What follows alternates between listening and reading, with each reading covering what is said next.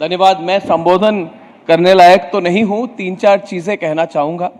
पहले तो आज सारा दिन आपका साथ रहा। इस चैनल के साथ भारत के लोग जुड़े हुए हैं। जब मैंने इस चैनल शुरू की थी तो मैंने कहा था कि हिंदी में बोलने का प्रयास करूंगा। वैसे छोटे से मैं आर्मी ऑफिसर का बेटा हूं, पूरे भारत में मेरी परवरिश हुई। हिंदी में भी मतलब काफ़ी आदत थी, मगर 15 से 20 साल अंग्रेज़ी पत्रकारिता में रहते रहते मेरी जो भाषा है वो भाषा मतलब टीवी में बोलने लायक नहीं रही। मगर भारत के लोगों ने माफ़ कर दिया मुझे। ये बहुत बड़ी बात है। मैंने हिमंतो दा को आज कहा कि मेरी हिंदी साफ नहीं है, मगर मेरी और ये पूरे चैनल और नेटवर्क की नीयत सबसे साफ है। और वही एक नीयत है हमारी, एक नियत है राष्ट्र सर्वोपरि। ये राष्ट्र सर्वोपरि Republic Bharat, Republic media network के लिए कोई बिजनेस नहीं है, ये हमारी सोच है। और इसके लिए हमने प्रयत्न, परिश्रम और सैक्रिफाइस की है। इसके लिए हमने ठोकर खाए हैं, मगर हम कभी झुके नहीं। मुझे आज ये कहने में कोई हिचक नहीं है। आप सबको पता है, भारत के लोगों को पता है कि पिछले 2 साल से, आज से 2 साल पहले हर तरह से कोशिश की गई कि किसी तरह से इस नेटवर्क को बंद करिए। मैं सवाल पूछता हूं आज भारत के लोगों को कि नफरत क्यों करते थे वो रिपब्लिक भारत से? क्या गलती की हमने? क्या ये गलती थी हमारी कि हमने सब कुछ साफ साफ रख दिया?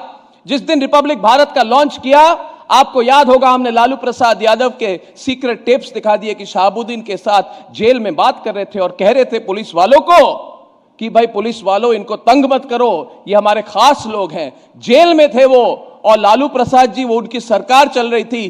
किसी चैनल में हिम्मत नहीं थी वो टेप दिखाने की। क्या वो टेप नहीं थी? टेप तो बहुत लोगों के पास थी। देखिए दोस्तों, सच्चाई बहुत लोगों के पास होती है, मगर सच्चाई दिखाने के लिए जिस दृढ़ता से सोच होती है कि मैं सच्चाई दिखाऊंगा, उसकी कोई भी मतलब रिएक्शन आ जाए, मगर हम दिखाएंगे। क्या गलती थी हमारी? मैंने आज कहा किसी से, आज अनुपम खेर जी से जब मैं फ्लाइट पे आ रहा था, मैंने कहा थी वो मीडिया, मुझे लोग वो जो जिनको मैं लुटियन की मीडिया कहता हूं, और आज मैं दिल्ली में खड़े होकर कह रहा हूं लुटियन की मीडिया, वो हमें पत्रकारिता सिखाना चाहते हैं। वो पूछते हैं ये अर्नब गोस्वामी कौन है भाई, कहां से आया? ये पत्रकारिता सिखाएगा मुझे? ये सिखाएंगे हमें पत्रकारिता? तो मैं पूछता हूं आज खुलकर रिपब्लिक भारत के मंच से, हमने चैनल शुरू की और हमने कहा हम राष्ट्रवादी पत्रकार हैं, और आपने क्या किया?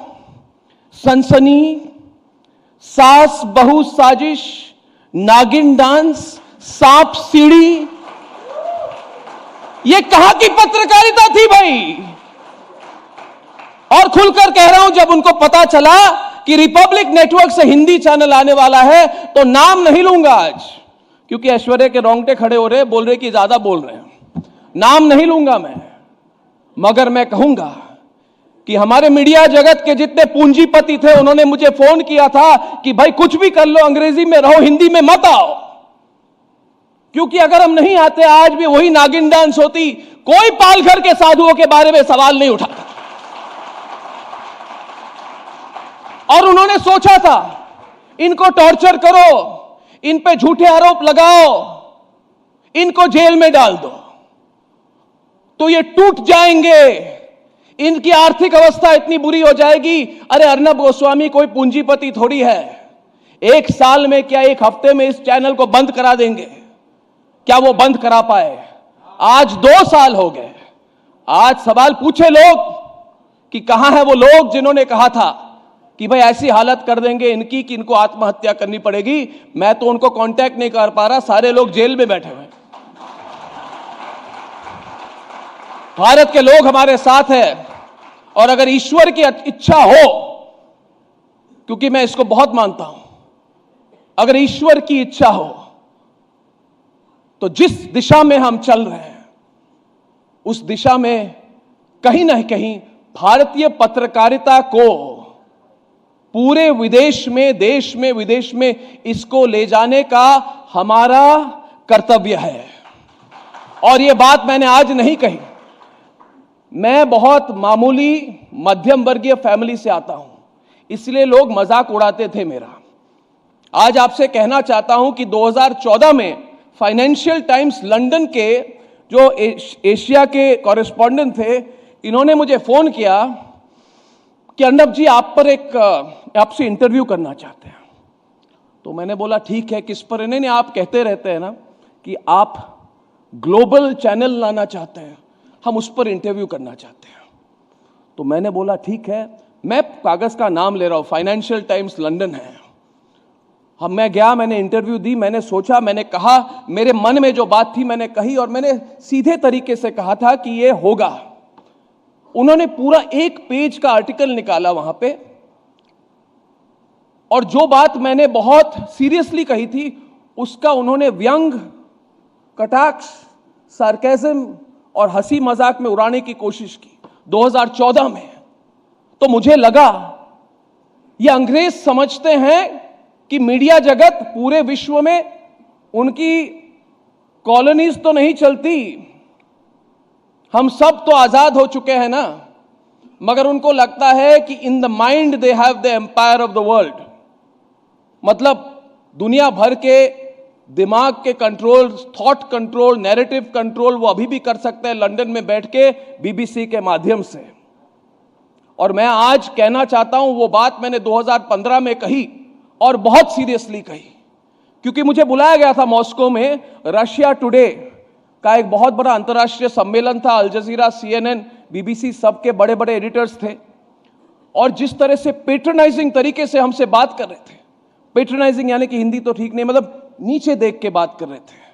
और मैंने उस समय कहा था, hegemony of the western media has to end. आप हो सके तो उसको देख लें।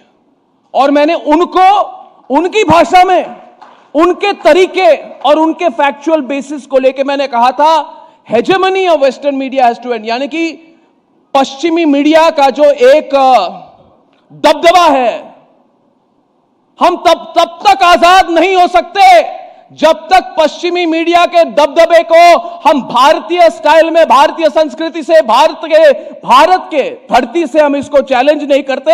और मैं आज खुलकर कह रहा हूं, हम नहीं जानते ये कैसे होगा, मगर मैंने कुछ भी सोच के कभी कहा नहीं है। नहीं तो मैं तो रिपब्लिक शुरू ही नहीं करता, पैसे भी नहीं थे, कुछ नहीं था। मगर मुझे आशा है, विश्वास है कि जब हम ये शुरू करेंगे, इसमें आप सब लोग, मैं हाथ जोड़ से आप सब लोगों से समर्थन चाहूंगा।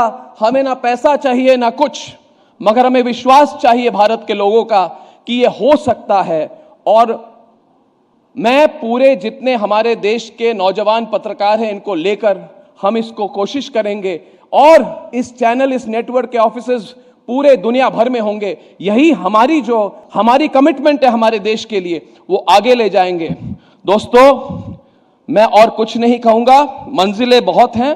हमारे लिए राष्ट्र सर्वोपरि एक सिद्धांत है जिस पर किसी भी कीमत पर कुछ भी हो जाए, हम कभी भी समझौता नहीं करेंगे। बहुत बहुत धन्यवाद, बहुत बहुत धन्यवाद, बहुत बहुत धन्यवाद।